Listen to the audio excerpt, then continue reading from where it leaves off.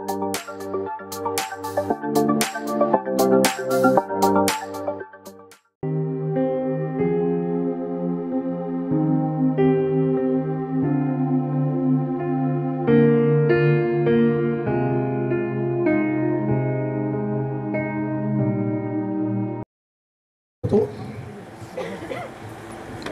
दिवस हा खरंच वेगळा दिवस आहे आणि जेव्हा इथं आलो तेव्हा सगळं जुन्या गोष्टी आठवायला लागल्या की ज्याच्यामध्ये प्रभूच्या चांगुलपणाचा अनुभव, किती देव महान आहे, विश्वासूपणे जीवन जगल्यानंतर त्याचं प्रतिफळ ज्या पद्धतीने प्रभू आम्हाला देतो आणि त्याचं प्रात्यक्षिक या ठिकाणामध्ये त्याचं प्रात्यक्षिक आहे आमच्या आचरणावर, आमच्या विचारांवर, जी आमची कृती आहे, धार्मिक कृती, या कृतीचं बारकाईनं निरीक्षण करतो आणि त्याचं प्रतिफळ देव आम्हाला देतो. फार मोठी गोष्ट आहे. आज मला तिचा प्रेझीचा फोन आला, तिचं नाव नव्हतं त्याच्यावरती, फोनवरती आल्यावर पण ती एक वाक्य बोलली की पास्टर मी डॉक्टर झाले. आता मी म्हटलं कोण कोण डॉक्टर झाले काय माहिती, कारण रोज नवीन फोन येतात. मग म्हटले कोण डॉक्टर झाले नेमके, कारण तिचा आवाज मी ओळखला नाही. मग मला वाटतं तुझा फोन आला मोनिताचा. हां, मग मोनिताचा फोन आला. मग मला कळालं प्रेझी डॉक्टर झाले. ही गोष्ट खूप मोठी आहे. या पृथ्वी तलावरती मनुष्य म्हणून आम्ही अनेक योजना आपल्या लेकरांसंबंधानं, आपल्या जीवनासंबंधानं आखत असतो, परंतु सगळ्या योजना कधीच यशस्वी होत नसतात. परंतु काही लोकांवर देव विशेष प्रकारची कृपा करत असतो आणि त्या कृपेचं कारण काय माहिती का? मगाशी बोलताना अण्णा बोलले त्या गोष्टीची आम्ही आठवण काढू नये जे दुःख त्याने भोगलं. आणि निश्चित 2 लेकरं मंडळीसाठी भूषण होतं, ती काढून घेतली प्रभूनं. तेही दिवस आठवतात. ते म्हटलं की जर माझं आता हे दुसरं लेकरू गेलं तर मी बिल्डिंगवरून उडी मारेल. डेअरिंग कोणी करत नव्हतं सांगण्याचं. मला आठवतं की महिनाभर शनिवारी चर्च करायचो आणि पुण्याला जायचो. तिथं दिवसभर हॉस्पिटलमध्ये राहायचो आणि त्यानंतर तो शेवटचा दिवस चांगला आठवतं की त्याच्या अगोदर विशाल बेडवरती पडलेला होता आणि एक गोष्ट तो म्हटला, बोलता येत नव्हतं, फक्त खून केली. त्यावेळेस ते काय त्याचं नाव होतं की म्युझिक ऐकायचं. तो म्हटलं ते मला घेऊन या, खुनीने सांगितलं. मग मी ते फिरलो सगळीकडे, कुठं मिळेल ते घेऊन आलो. त्याच्या कानाला लावलं. त्याला वेदना पुष्कळ होत होत्या, त्रास खूप होत होता आणि असं जाणवायला लागलं की आता तो जाणार आहे. आणि मग मी त्या ठिकाण सोडलं, घरी आलो. मला वाटतं त्या दिवशी जवळजवळ 1 महिना मी उपासामध्ये होतो की प्रभू त्याला तू वाचव. घरी आलो, प्रार्थना करायला लागलो आणि मला कळलं की तो आता जाणार आहे. पण मला त्याच्या जाण्याचं दुःख नव्हतं, परंतु ही माऊली कशी दुःख पचवेल याचं मला जास्त दुःख होतं. आणि मग मी माळ्यावरती आमची रूम होती त्याच्यावर जाऊन रडून रडून प्रार्थना करायला म्हटलं, प्रभू वाचव त्याला, तिच्यासाठी वाचव की जिनं बरंच काही गमावलेलं आहे आणि आता हे जर गमावलं तर ती उभी राहणं फार कठीण आहे. मग एक दृष्टांत मी प्रभूने मला दाखवला आणि त्या दृष्टांतामध्ये असं दाखवलं की तो एका बागेमध्ये असा फिरायला लागलाय. मी अगदी डोळे बंद करून प्रार्थना करते. तो विजन, ते दृष्टांत एकीकडे दाखवतो की तो बेडवरती पडला आणि त्याला वेदना होते, त्रास होत आहेत. दुसरीकडे तो मला दाखवतो आता मी त्याला काढलं आणि एक सुंदर हिरवीगार बाग आहे आणि त्या बागेमध्ये तो फिरायला लागला. आणि त्या बागेमध्ये फिरायला लागला असं मी दृश्य पाहिल्यावर माझ्या तोंडातनं प्रार्थना निघाली, प्रभू तुझ्या इच्छेप्रमाणे हो. आणि त्यानंतर काही वेळानं मला निरोप आला की तो आमच्यामध्ये नाही. किती दुःख पचवलं, उभे राहिले. मग देव काढून घेतो तर देताना अधिक पटीने परत करतो, अधिक पटीने. आणि हे जे सगळं आहे त्यांचं विश्वच काय? त्यांची मुलगी, त्यांची नात, त्यांचं जावई, हे त्यांचं विश्व आहे. आता प्रभूनं जे काढून घेतलं, तर जे आमच्याकडे आहे त्याला देव आशीर्वादित करत असतो. मला ते एक वचन वाचा म्हणजे तुम्हाला समजेल. 103 स्तोत्र आणि त्याचं 17, 18 आणि 17-18 वचन वाचा. 17 आणि 18 वचन. परंतु परमेश्वराची दया त्याचे भय धरणाऱ्यावर युगानयुग असते आणि त्याच्या न्यायीपणाचा अनुभव त्यांच्या पुत्र पौत्रांना. त्याचा न्याय आहे. कोणता न्याय? जे काही काढून घेतलं आणि त्यामध्ये विश्वासात टिकून राहिले, विश्वास सोडला नाही, प्रार्थना सोडली नाही, धार्मिक जीवन सोडलं नाही. आणि शास्त्र काय सांगतं माहिती का? मी माझं न्यायीपण तुमच्या पुत्र पौत्रांना प्रगट करेन. हे माझं न्यायीपण आहे. लक्षात ठेवा. पृथ्वी तलावर आम्ही जीवन जगत असताना देव आमची परीक्षा करणारच, आणि तो त्याचा अधिकार आहे. योबाची परीक्षा केली नाही का? त्याची मुलं काढून घेतली नाही का? मग आमचीच परीक्षा का? हा मोठा प्रश्न येतो. तुम्हालाच का निवडलं? का अन्नाला नलुमामीला निवडलं? त्यांची परीक्षा घेण्यासाठी. याचं कारण आहे, जेव्हा लोक त्यांच्याकडे पाहतील तेव्हा विश्वासाचं जीवन कसं जगायचं हे त्यांच्याकडे पाहून शिकलं पाहिजे. योबाकडे पाहून लोक शिकले. मग आता योब पृथ्वी तलावर अस्तित्वात नाही, परंतु पृथ्वी तलावर काही कुटुंब, काही परिवार तो शोधतो. आणि ते परिवार शोधल्यावर त्या परिवाराची देव परीक्षा घेतो. आणि जो परिवार त्या परीक्षेमध्ये उत्तीर्ण होतो त्या परिवारातल्या पुत्र पौत्रांना देवाच्या न्यायीपणाचा अनुभव येतो. आणि आज सरांचं जे प्रमोशन होऊन ते प्रिन्सिपल झाले आणि प्रेझी ती डॉक्टर झाली. किती मोठी गोष्ट आहे नाही का? मग का घडलं हे? देव न्यायी पा. पण म्हटलं मी आल्यापासून सगळं ते चित्र आठवतो त्या दिवसातलं. हा, मी घरामध्ये नुकतंच लग्न होऊन घरामध्ये गेल्यानंतर काही सामान नव्हतं माझ्याकडे खाली टाकायला, सतरंजी पण नव्हती. आणि मग तेव्हा कोण माझ्या संपर्कात येईल? तो कामातून गेला, त्यामुळं कोण येत नव्हतं.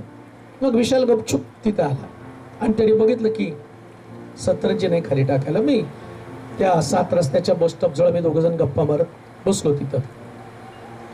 आणि शेअरिंग करायला कोणी नव्हतं की कुणाला सांगावं, काय सांगावं. मोठी अडचण त्या ठिकाणामध्ये होती. मग तिने बोलता बोलता रडायला लागला. म्हटलं का रडतो रे? नाही म्हटलं तुम्हाला झोपायला जागा नाही, तुम्ही फरशीवर पडला होता की तुमच्याकडे सतरंजी नाहीये. म्हटलं अरे ही मिनिस्ट्री, या मिनिस्ट्रीतला हा सुरुवातीचा टप्पा अशाच पद्धतीचा असतो. मग घरी गेला, काय यायला सांगितलं माहित नाही. मग येताना सतरंजी आणि जेवणाचा डबा घेऊन आला. मी म्हटलं तू घरी जाऊन कसं काय घेऊन आलं? नाही मम्मीला सांगितलं आणि मम्मी म्हटली जाऊन देऊन ये. त्यांनी माझी झोपण्याची व्यवस्था केली. देवानं त्यांची कायमची तरतूद करून ठेवली. कायमची तरतूद करून ठेवली. ही कथा नाहीये, हे वास्तव बायबल मधलं असणारं सत्य वचन आहे. हे परमेश्वराच्या न्यायीपणाचा अनुभव आहे. म्हणून कान देऊ नये का? परमेश्वराची विधी, परमेश्वराचे नियम पाळणारे लोक हे जीवनामध्ये कधीच असफल होऊ शकत नाही. तेव्हा या पृथ्वी तलावर त्याच्या लोकांना यशस्वी बनवायचं, सक्सेसफुल बनवायचं. यश तुम्हाला जगामध्ये कुठं सापडणार नाही. त्याचे नियम, त्याच्या नियमांना धरून चालल्यानंतर पिढ्यानपिढ्याचे आशीर्वाद देव आम्हाला देतो. अहो आम्ही आहोत कुठं? आम्ही फक्त विचार आमच्या जीवनाचा करतो. आत्ताच्या जीवनापर्यंतलं सुख आम्ही पाहतो. परंतु एक गोष्ट ध्यानात ठेवा, धार्मिक लोक भविष्याची गुंतवणूक करत असतात. भविष्याची गुंतवणूक. कोणतीच गोष्ट देवाने दिल्याशिवाय आमच्याकडे येऊ शकत नाही. पण देवाचं विश्वासूपण आम्हाला तेव्हा अनुभवायला मिळतं जेव्हा आम्ही परमेश्वराच्या वचनाप्रमाणे चालतो. आणि म्हणून 103 स्तोत्रामध्ये पहिल्या वचनामध्ये आता आपण पाहणार आहोत. 103 स्तोत्र आणि त्याचं पहिलं वचन काय म्हटलं पहा त्या ठिकाणामध्ये.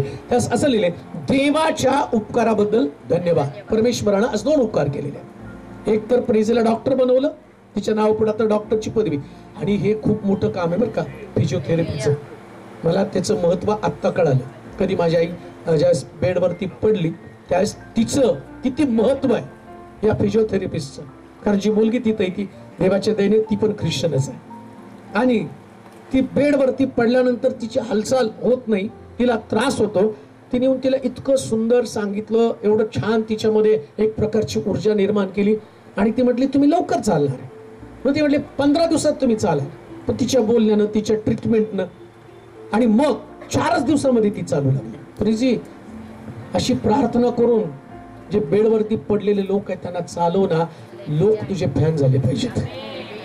तू वेगळं पण तुमचं काय, तू ख्रिस्ती आहे, तू विश्वासणारी आणि सेवा करणाऱ्यांच्या परिवारामधली. तू सेवा करणाऱ्यांच्या परिवारात, सेवा करणाऱ्यांचा परिवार सगळ्यात वेगळा. आमच्यासाठी पैसा नाही महत्वाचा, आमच्यासाठी अभिषेक महत्वाचा आहे. अभिषेक जर आमच्यामध्ये असेल तर देवाच्या लोकांचं वैशिष्ट्यच आहे, देव कोणत्याच व्यक्तीला या पृथ्वी तलावर पाठवत नसताना एक प्रोफेशन म्हणून पाठवत नाही. येशू स्वतः म्हणतो मी सेवा करण्यासाठी जगामध्ये आलो. तुला हे जे पद, ही जी जागा तुला देवाने दिली, ती सेवा करण्याची जागा दिलेली आणि सेवेचं प्रतिफळ जगामध्ये माणूस देत नाही पण देव नक्कीच देतो. माणसाकडून नाही मिळणार प्रतिफळ. माणसाकडनं प्रतिफळ मिळाल्यानंतर तू निराश होशील, पण देवाचं प्रतिफळ ते सगळ्यात उत्तम प्रतिफळ आहे. मी जर म्हणेल दीपकांना आणि नलू मामीच्या जीवनामध्ये काय त्यांनी कमवलं तर फक्त म्हणतो विश्वास कमवला बरं का.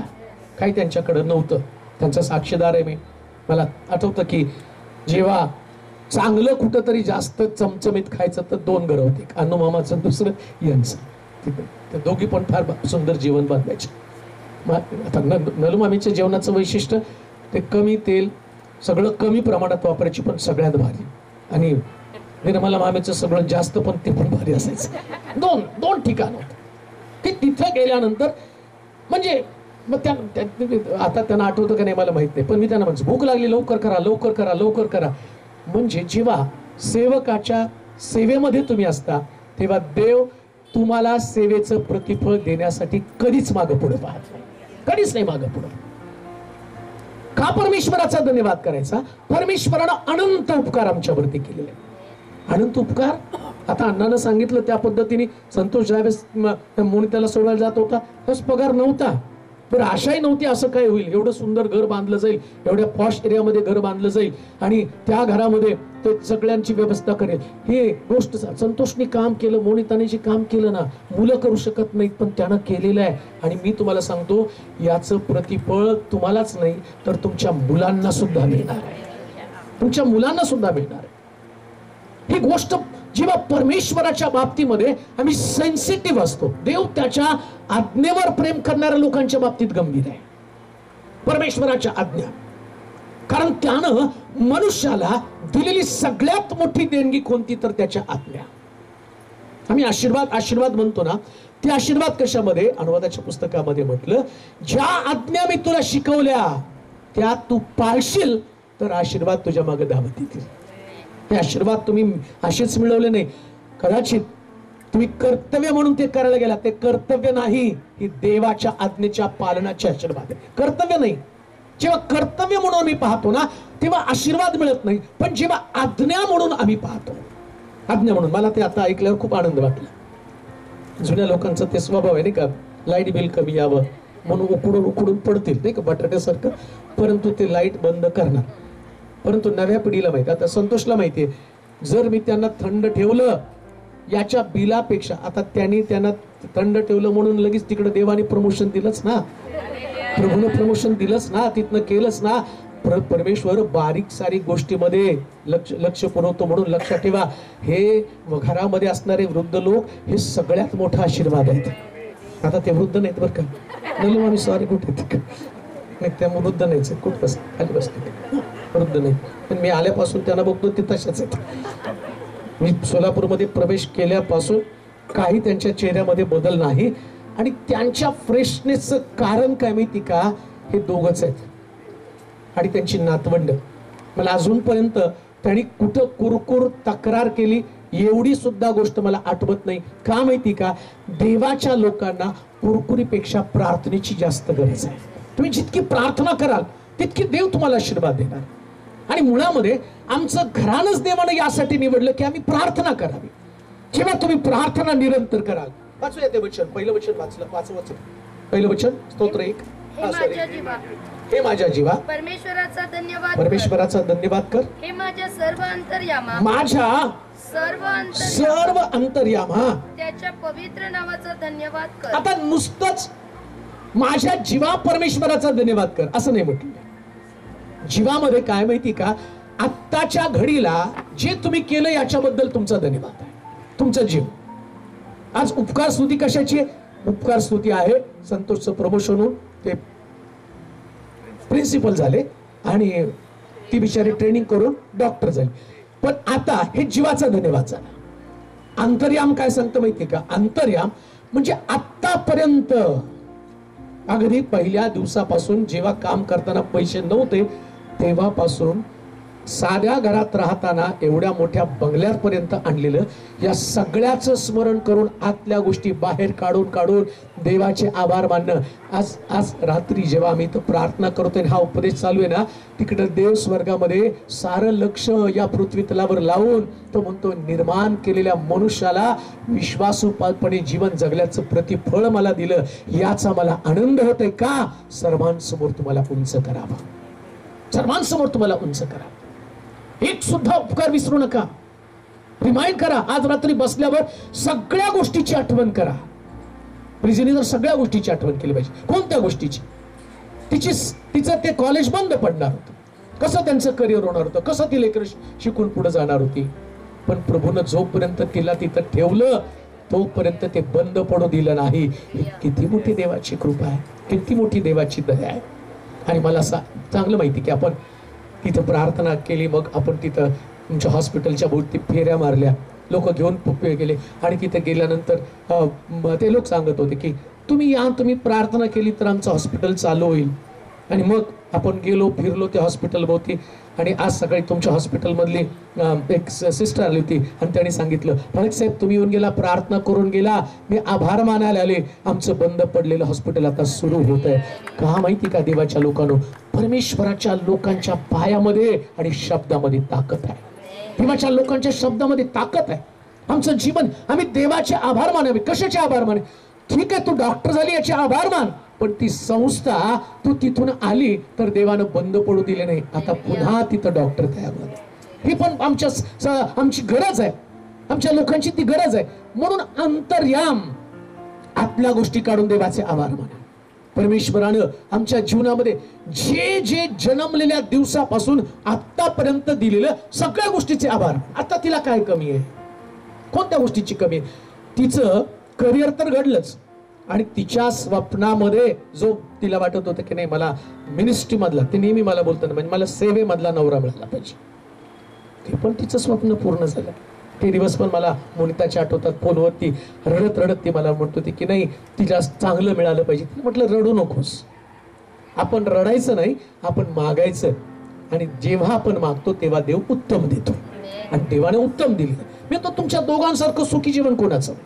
सगळं तुमच्याकडे नाही का? सगळ्या गोष्टी तुमच्याकडे.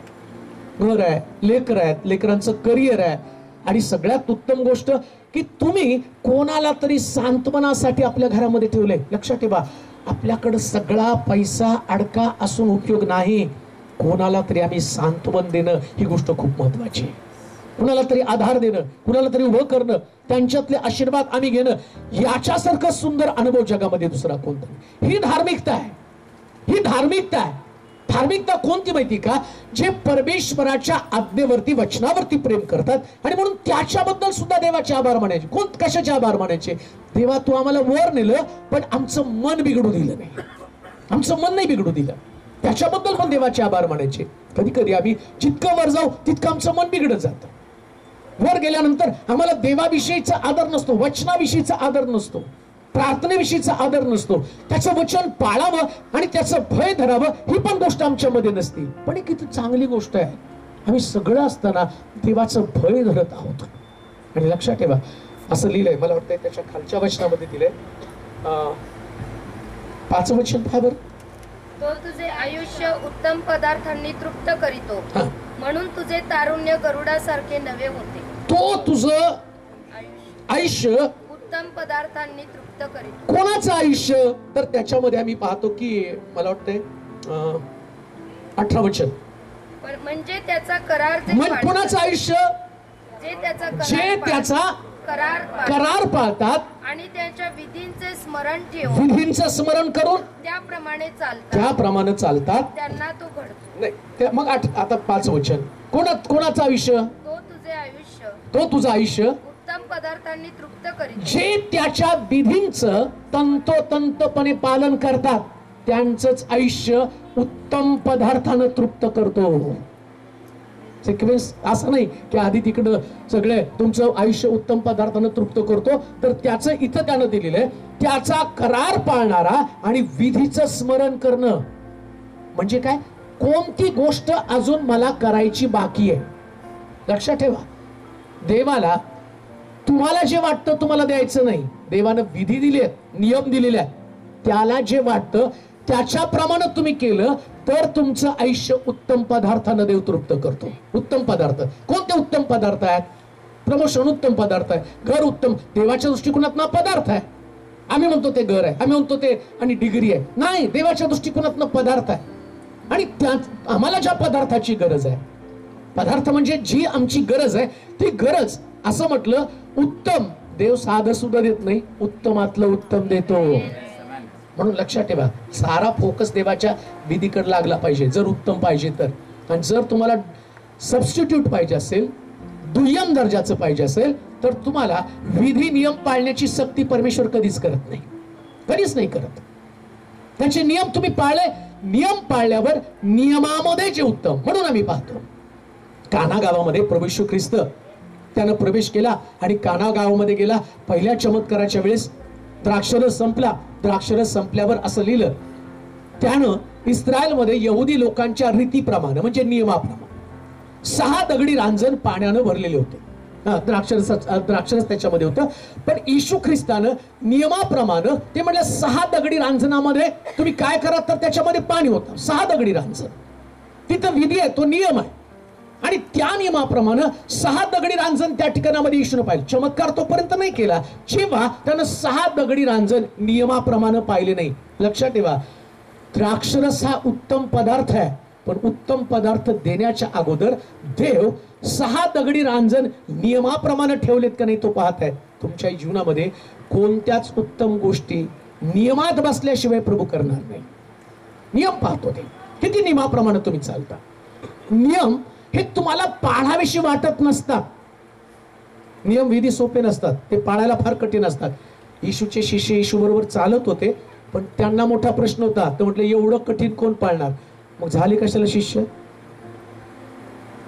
कसं काय पाळता येईल एवढे कठीण नियम? मग मासेच धरायचे होते ना, मग कशाला येशूच्या मागे तुम्ही आला? लक्षात ठेवा, ख्रिस्ती पण हे अनेक धर्मांसारखा तो धर्म नाही. हा धर्म नियमांच्या चौकटीत चालणारा धर्म आहे. एका गालात मारली दुसरा गाल पुढं कर, बंडी मागितली तर सदरा दे, 1 कोस सांगितलं तर 2 कोस जा. हा नियमांचा धर्म आहे. तिथं चालत नाही मर्जीप्रमाणे चाल. जर उत्तम आशीर्वाद पाहिजे तर नियम तुम्हाला फॉलो केले पाहिजे. म्हणून द्राक्षरस संपल्यावरती ते लोक मरियेकडे गेले आणि म्हटले द्राक्षरस संपला. त्यास मरिया येशूकडे त्यांना घेऊन येते. त्यास येशू म्हणतो, बाई याच्याशी तुझा माझा काय संबंध? संबंध नाही का? तुम्ही माझ्याकडे यायला पाहिजे, मी सांगतो ते केलं पाहिजे. मग मरियेच्या डोक्यामध्ये आलं, अरे मी चुकीच्या पद्धतीनं यांना आणि या लोकांचे प्रश्न सोडवायला गेले. मग ते म्हटले, आता हे जे सांगतो ते तुम्ही करा, हे जे सांगतो ते तुम्ही करा. यालाच म्हटलेले विधी, यालाच म्हटलेले नियम. जे प्रभू सांगतो त्याला नियम म्हटलेले, विधी म्हटलेले आहे. काय विधी म्हणजे नेमकं? प्रभू जे सांगतो तो विधीच्या स्वरूपामध्ये आहे. आणि ती विधी तुम्ही पाळत गेला तर तुमचं आयुष्य उत्तम पदार्थानं देव तृप्त करणार आहे. मोनिता, प्रेझी, तुमच्या जीवनामध्ये संतोष, तुमच्या जीवनामध्ये मी तर म्हणतो आता सुरुवात आहे. याच्यापेक्षा उत्तम उत्तम गोष्टी आणि घटना तुमच्या जीवनात, तुमच्या परिवारामध्ये देव घडवेल. माहित नाही, त्याचं स्वतःचं एक चांगलं क्लिनिक होईल आणि त्याचं ओपनिंगला तो आम्हाला बोलवशील. आत्ताच सांगतो आम्हाला बोलवशील, म्हणजे तुझ्यावर प्रेशर येईल. ते बांधायला लागल्यावर कारण आम्ही प्रार्थना करू, वळसंकर सारखं तुझं हॉस्पिटल होऊ दे मोठं. प्रभू करेल ते. प्रभूला कोणती गोष्ट कठीण नाही. माझी तर प्रार्थना समाजामधले आमची लेकरं इतक्या वर घेऊन जाणार प्रभू की मी स्वतः एक हॉस्पिटल, मला वाटतंय कुठल्या हॉस्पिटलमध्ये गेलो मला आठवत नाही, पण एक हॉस्पिटल पाहिलं आणि तो ख्रिस्ती डॉक्टर होता. मग आम्ही गेलं आणि त्याने म्हटलं की चला तुम्हाला दाखवतो आम्ही हॉस्पिटल. आणि मी गेलो, इतकं लक्झरी हॉस्पिटल मी पाहिलं. अरे बापरे म्हटलं, ख्रिस्ती व्यक्तीचं एवढं लक्झरी हॉस्पिटल. आणि मग तो बसला आणि बसल्यावर तो म्हटलं माझ्यासाठी प्रार्थना करा.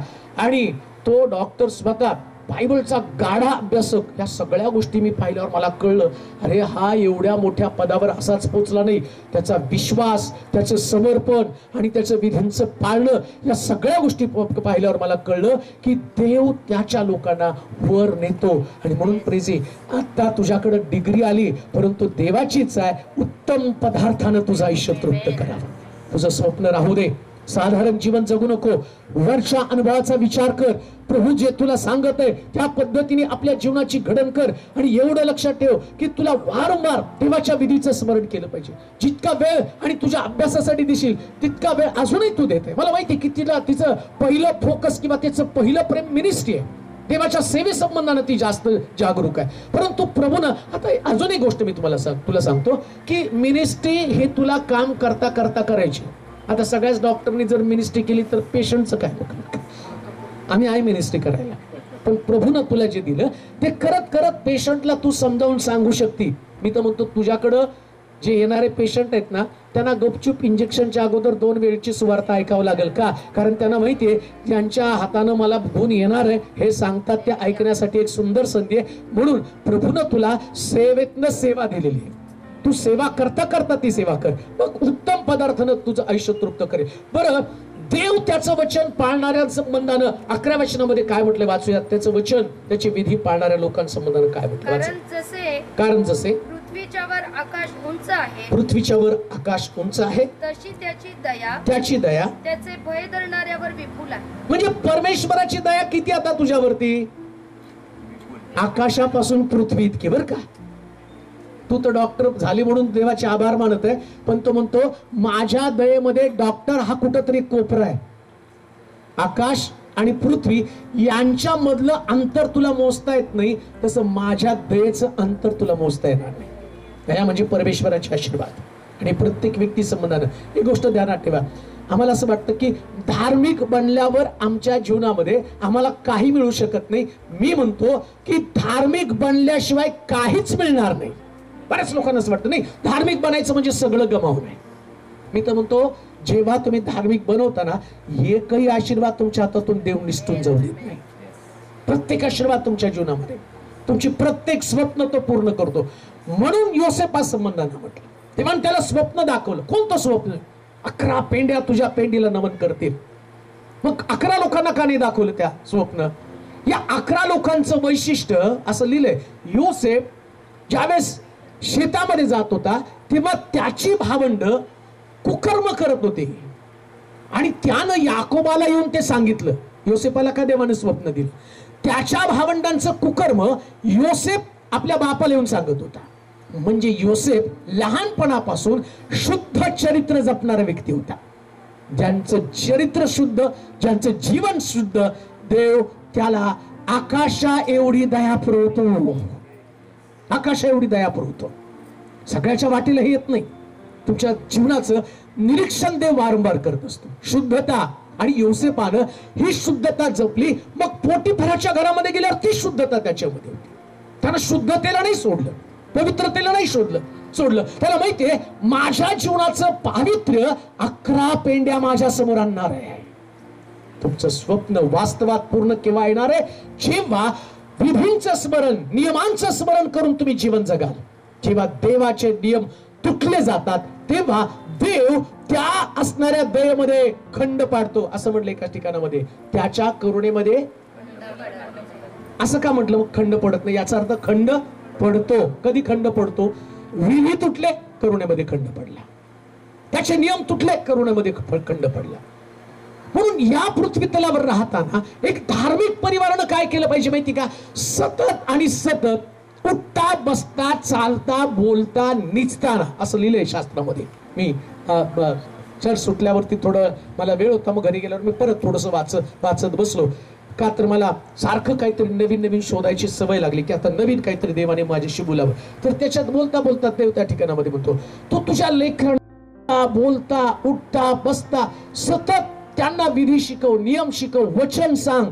आणि एवढंच नव्हे, तो म्हणतो हाताला पट्टी बांध, डोक्याच्या कपाळपट्टीला ते वचन लिही आणि तुझ्या दारावरती वचन लिही. प्रभू का शिकवत आहे? त्याला माहितीये आमची लेकरं जाता येता जर वचनाकडे लक्ष पुरवतील तर त्यांचं येणं सुरक्षित, जाणं सुरक्षित, जिकडं पाहतील तिकडं ते सुरक्षित राहतील. म्हणून चांगली गोष्ट दोघांनी काय केली, या दोघा पती पत्नींनी, मला दोघांचं पण कौतुक वाटतं. ते आल्यावर त्याने मला पहिला प्रश्न केला, संतोष आता कुठे दौरा? मी म्हटलं आता नगरला.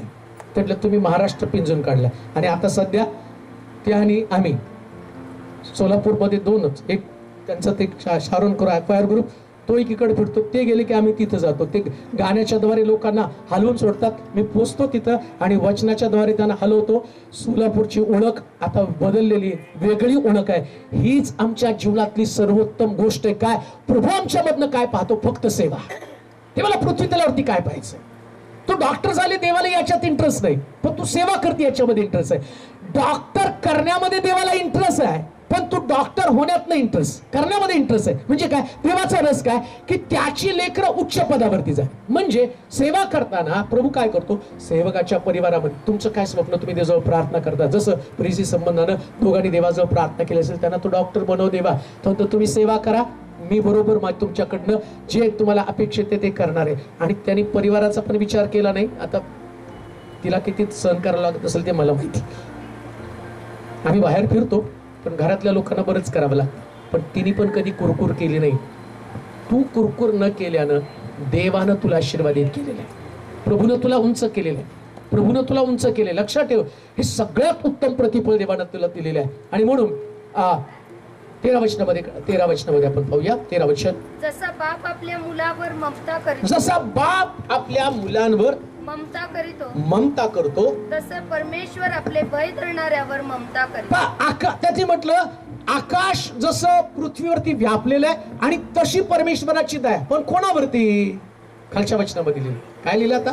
जसा बाप आपल्या मुलावर ममता करतो. ती वरची दयावर, कवरच्या दये संबंधाने खाली बोललेलं आहे. जसा बाप आपल्या मुलावरती दया करतो तसा परमेश्वर आपले भय धरणाऱ्यांवर. कुणावर? हे सगळे आशीर्वाद कोणाला आहे? आता भय धरणं म्हणजे काय? भय धरणं म्हणजे पापापासून दूर राहणं, बरं का. त्याला परमेश्वराचं भय, तो पापापासून दूर राहतो. निर्भीडपणे पाप करणाऱ्या व्यक्तीमध्ये देवाचं भय नसतं. जेव्हा तुमच्यामध्ये देवाचं भय आहे तेव्हा देवाला न आवडणारी गोष्ट त्याचा तुम्ही त्याग करता, मग तुमच्यामध्ये देवाचं भय आहे. परमेश्वर माझं चालणं, माझं बोलणं, माझं उठणं, माझं बसणं, माझं निजणं बारकाईनं पाहतो. म्हणून सगळ्या गोष्टीमध्ये तुम्ही विचार करता, अरे प्रभूला हे आवडतं का? प्रभूला कोणती गोष्ट पसंत आहे? जेव्हा प्रभूला न पसंत पडणाऱ्या गोष्टी करता तुमच्यातलं देवाचं भय निघून गेलेलं असतं. आणि देवाचं भय तुमच्यातनं निघून गेलं, परमेश्वराची दया पण निघून गेलेली आहे. असं नाही तुम्ही प्रार्थना करता, असं नाही तुम्ही बायबल वाचन करता म्हणजे तुमच्यामध्ये देवाचं भय आहे. एक व्हिडिओ मी फेसबुकला पाहिला आणि त्याच्यामध्ये एक छोटा मुलगा, ते काहीतरी वरात वगैरे चालली असते, तिथं थोडंसं नाचत डोलत असतो आणि तेवढ्यामध्ये त्याचा बाप तिकडून येतो आणि त्याचं टायटलच त्यांनी दिलं, आई बापाचा धाक असणं किती गरजेचं आहे. आणि त्याने पाहिलं, चावू लागली की त्याचा बाप तिकडून आला. इतका छोटा मुलगा ज्याला समजबुद्धी काही नाही, तो तिथंच थरथर कापल्यानं आतमध्ये गेला. म्हणजे त्याला भीती वाटली की माझ्या बापालाही आवडत नाही, आमचा बाप पण स्वर्गामध्ये आहे. त्यानं काही नियम आम्हाला दिलेले आहेत, काही विधी आम्हाला त्यांनी सांगितलेले आहेत, त्या विधींकडे आम्ही दुर्लक्ष करून आमच्या इच्छेप्रमाणे जर चाललो तर आमच्यामधलं देवाचं भय निघून गेलं. बरं, देवाचं भय निघून गेलं म्हणजे सगळ्यात मोठा तुमचा लॉस आहे. कोणता लॉस? दया निघून गेली हो. आणि दया निघून गेल्यानंतर हे जग सगळं क्रूरतेने भरलेलं आहे. नीट आहे का? पौल काय म्हणतो की प्रभू माझ्या जीवनामध्ये काटा आहे, तो काटा काढ. प्रभू त्याला बोलतो काटा काढणार नाही, पण माझी दया, माझी कृपा तुझ्यावर असेल. हे जग काट्यानं भरलेलं आहे, सोपं नाही. इतकं वाटतं तितकं सोपं नाही. या क्रूर जगामध्ये कसं काय ती राहू शकली? किती वाचतो आम्ही पेपरला काही काही घटना, कशा पद्धतीने जग चाललेलं आहे. 4-5 वर्ष तिने तिथं काढले. काही तिच्या बाबतीमध्ये वाईट घडलं नाही.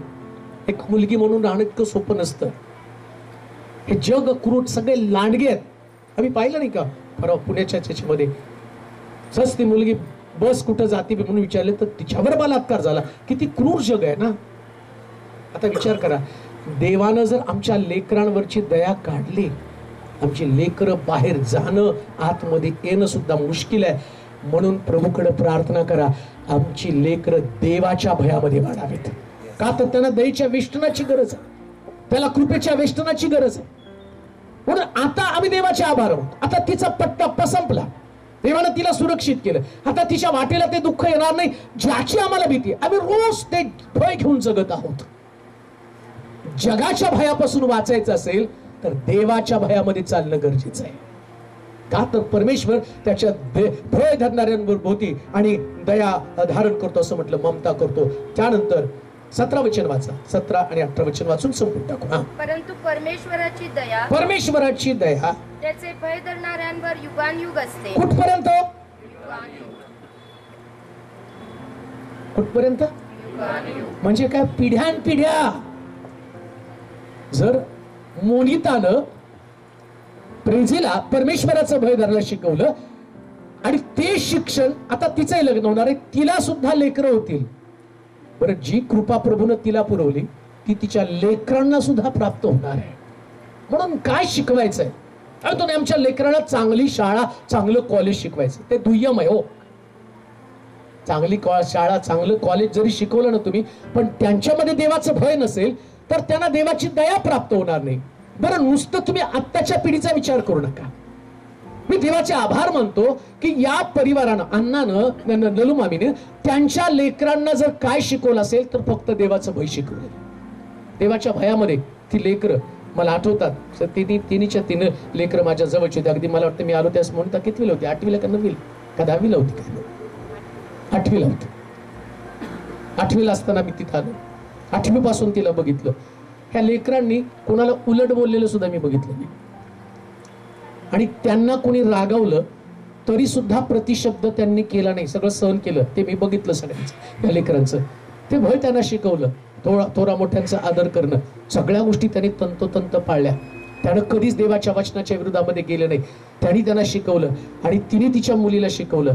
आता तिला त्यांच्या पिढ्यानपिढ्या देवानं सुरक्षित कशासाठी केल्या तर बायबल सांगतं, परमेश्वराचं भय धरणाऱ्यांना पिढ्यानपिढ्या, युगानयुग परमेश्वराच्या दयेचा अनुभव येतो.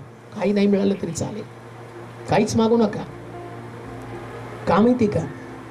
तो आपल्या प्रियजनात जे लागतं झोपेत देतो. काय त्या गोष्टी नाही मागायच्या. जे झोपेत देणार आहे ते कशाला मागायचं? पण झोपेत देण्यासाठी आवश्यक असणारी गोष्ट देवाकडे मागायची. लक्षात घ्या, सगळ्याला झोपेत नाही देणार. तो त्याच्या प्रियजनास, मग प्रिय कोण आहे हाही मोठा प्रश्न आहे. आम्ही सगळेजण सरसकट तेच वचन, तो आपल्या प्रियजनात जे काय लागतं ते झोपेत. अरे पण प्रिय कोण आहे? जे देवाचं भय धरतात ते प्रिय आहे. कोण देव, कुणावरती देव प्रेम करतो? दानियेला माझ्या परमप्रिय मुला. का दानियेला परमप्रिय मुलगा म्हटलेला आहे? राजा खातो ते मिष्टान्न, राजा तो पितो तो द्राक्षरस, याचा मला विटाळू नये. त्याला माहितीये माझा देव आहे तो राजापेक्षा मोठा आहे. मी राजाची आज्ञा नाही मानणार, मी देवाची आज्ञा मानणार आहे. त्याला देवाचं भय म्हटलेलं आहे. जेव्हा देवाचं भय हा शब्द येतो तेव्हा तुम्हाला देवाच्याच भयाकडे लक्ष द्यावं लागतं. आणि याचा परिणाम काय होणार आहे? बायबल सांगतं त्याची दया पिढ्यानपिढ्या, युगानयुग प्रत्येकाला प्राप्त होणार आहे. मी देवाचे आभार मानतो या परिवारासाठी. देवानं केलेलं मत कृत्य आणि त्याचा साक्षीदार तो पहिली प्रार्थना आहे. दुसरी प्रार्थना त्याच्यापेक्षा मोठी असेल, मोठ्या साक्षी असेल. आणि तेव्हा मी म्हणू, हे माझ्या जीवा परमेश्वराचा धन्यवाद कर, हे माझ्या सर्व अंतर्यामा त्याचा एकही उपकार विसरू नको. आपण प्रार्थना करू. सामर्थ्यशाली देवा, मनापासून तुझी स्तुती करतो, आभार मानतो. परड परिवारामध्ये तुम्हाला आणला. आज ज्या कारणाने मी एकत्र जमलो याचं सगळं गौरव तुला प्रभूची. किती तुझी महिमा गावी, किती तुझी स्तुती करावी ते समजत नाही. तू किती विश्वासू आहे, किती चांगला आहे. तुझ्या चांगुलपणाचा अनुभव तो आम्हाला दिला. परड परिवार, लोखंडे परिवार, ज्या विश्वासानं तुझ्यामध्ये त्यांनी आपलं आत्मिक जीवनाची बांधणी केली, त्याचं प्रतिफळ त्यांच्या पुत्र पौत्रांना तू दिलं, त्यांच्या पुत्र पौत्रांना तू दिलं. ही तर सुरुवात आहे आशीर्वादाची. याच्यापेक्षा उत्तम पदार्थ तुझ्याकडे आहेत. ते पदार्थ गुप्त आहेत, आम्हाला माहित नाही, पण येणाऱ्या दिवसामध्ये आम्ही त्याचे साक्षीदार असणार आहोत. हा संदेश ऐकणाऱ्या प्रत्येक व्यक्तीला देवाच्या भयामध्ये त्याची बांधणी कर, कारण ती आमच्या परिवाराची गरज आहे, ती आमच्या कुटुंबाची गरज आहे. आणि याच गरजेपोटी आम्ही तुझ्याकडे आलेलो आहोत. संतोषला, मोनिताला मी तुझ्या स्वाधीन करत आहे. ज्या उभयतानी आपला परिवार ज्या शिस्तीमध्ये, ज्या धार्मिकतेमध्ये, नीतीच्या शिक्षणामध्ये वाढवला, त्याचं गौरव तुला देतो प्रभूजी. सेवा करणारा परिवार, आज्ञेचं विधीचं पालन करणारा परिवार, आणि त्याचं प्रतिफळ त्यांना तू दिलेलं आहे. नलुबामीसाठी, अन्नासाठी प्रार्थना करतो प्रभूची. जे त्याने गमावलं त्याच्यापेक्षा त्यांना तू अधिक दिलंस. तू विश्वास आहे, त्याने जे सहन केलं याच्यापेक्षा तू त्यांना जास्त आनंदित केलेलं आहे. आज त्यांच्या चेहऱ्यावरचा जो आनंद आहे, पुत्र पौत्रांना देवानं दिलेलं प्रतिफळ त्यांच्या दृष्टीला पडलेलं आहे. त्यांना दीर्घायुष्य दे, चांगलं आरोग्य त्यांना दे. प्रेयसीसाठी मी प्रार्थना करतो प्रभूची. आज तिला डॉक्टर एक सर्वोच्च पद तो दिलेलं आहे, परंतु माझी प्रार्थना असेल तिचं स्वतःचं हॉस्पिटल असू दे. आम्ही मंडळी या नात्याने एकत्र येऊन तिच्यासाठी रदबदली करतो. समाजामध्ये लोक ज्या तिच्याकडे पाहतील तेव्हा देवाचा विश्वास पण चालू दे. ज्या लोकांकडे देव नाही ते लोक याच्यापेक्षा वर जातात. आमच्याकडे तर देव आहे आणि तो आमच्या गरजा भागवतो. तुझा चांगुलपणाचा अनुभव तिला येऊ दे प्रभूजी. तिचं उर्वरित प्रत्येक दिवसामध्ये तू तिच्या संगतीचा, तिचं स्वप्न पूर्ण कर. 11 पेंड्या नमन करतील ते स्वप्न तिला दे. धन्यवाद देतो, तुझी स्तुती करतो, तुला महिमा देतो. आम्ही सर्वजण तुझ्या पवित्र हातामध्ये पडत तुला आदर देत येशूच्या नावात ही प्रार्थना विनवणी केली म्हणून ऐक. आमेन.